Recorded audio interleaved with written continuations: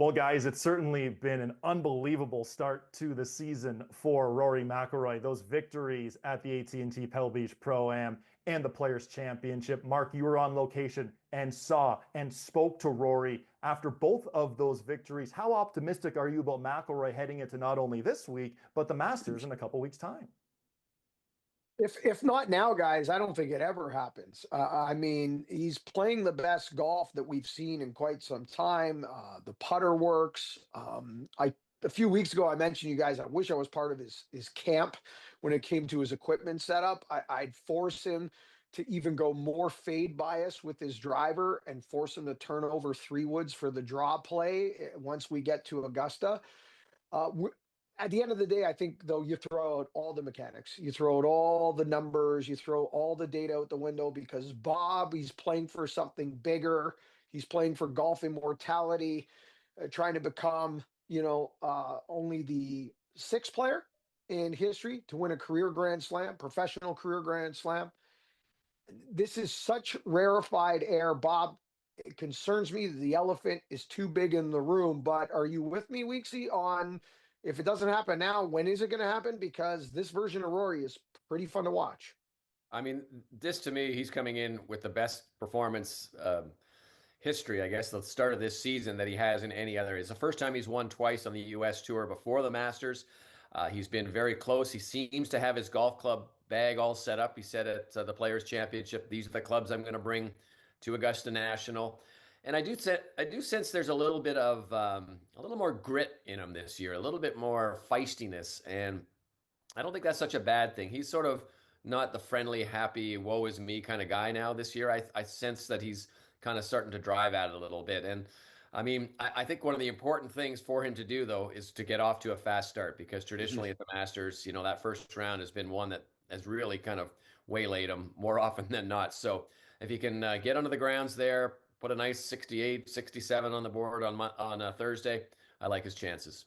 Rory McIlroy's only broken 70 twice in the first round in his career at the Masters. Definitely needs to get off to a great start. Now, speaking of the Masters, Scottie Scheffler is the defending champion, and so far it's been an interesting start to the season for Scottie Scheffler. He seemed more frustrated at times. His putter has been up and down like a yo-yo. But Bob, what do you need to see from Scottie Scheffler this week in Houston to maybe have more optimism for the world number one when we get to the Masters?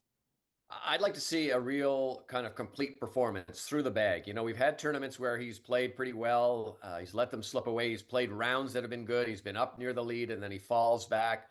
And, he really hasn't had, I mean, a consistent threat to win like he was last year. He really hasn't sort of put that out there. And I think the putter is the one club that frustrates him more than anything else. But there are a couple of others. Most of his short game is actually pretty good, I think. But I do suspect that if he can, at least he doesn't have to win, but he has to challenge for a win, I think. And if he can do that this week, then I'll be a lot more satisfied with his chances going into Augusta. But right now, I think there's a number of other players who I would put my money on before I would put it on Scottie Scheffler. What do you think, Mark, about Scheffler for this week? I think when the putter is weighing on you the way it's currently weighing, good putting bleeds through the bag and bad putting bleeds through the bag. And it pulls a lot of your attention, a lot of your concentration, a lot of your practice hours away from you. And I think that's what we're seeing right now. I do agree with Bob that, he needs to put it all together, needs to not have that round where it falls back, etc. But I think it all stems to the fact that he can't make a 7-footer right now when he needs one. In fact, he lost in Houston last year on the 72nd hole because he missed a short putt in a tournament that he should have won, with all due respect to Steven Yeager. Sooner or later, the hole is going to open up for Scottie Scheffler. It's inevitable. When it does, he's going to win. And the rest of his game, the handcuffs are going to come off. Would not surprise me if it's this week, and certainly would not surprise me if it happened at Augusta National. He is just too elite a ball striker, and through the bag, he is just better than everybody else, full stop. So Scottie Scheffler and Rory McIlroy are the top two ranked players in the world. But guys, if the Masters was starting this week, which one do you like more, McIlroy or Scheffler? Bob? I got to go with McIlroy, even though you're betting against a guy who's already won it twice, so which is quite an accomplishment in itself. But I do think that Rory right now has a more complete game, and I think he's a little hungrier. What do you think, Mark? I still think Scottie Scheffler is going to become the fourth player in history to win back-to-back majors, joining Faldo, Woods, and Nicklaus. Excuse me, back-to-back Masters. Excuse me. I still think that's going to happen. Whether he finds it this weekend at in Houston, or if we have to wait till we get to Augusta, I still think it happens. For me, guys, Rory needs a very specific set of circumstances to pull this off at Augusta. And I hate saying this because no one's a bigger Rory fan than I am. I love the guy for what he does. I love what he gives us in the media. I love him as the face of the PGA Tour. But I think Rory wanted that Masters to start last Thursday, and I think he wants it to blow 30 miles an hour. And I think he needs multiple distractions coming down the stretch away from the moment.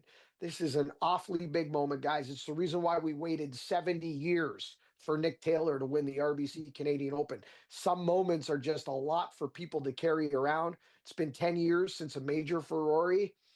Till I see it with my own eyes, guys, just have a hard time digesting it.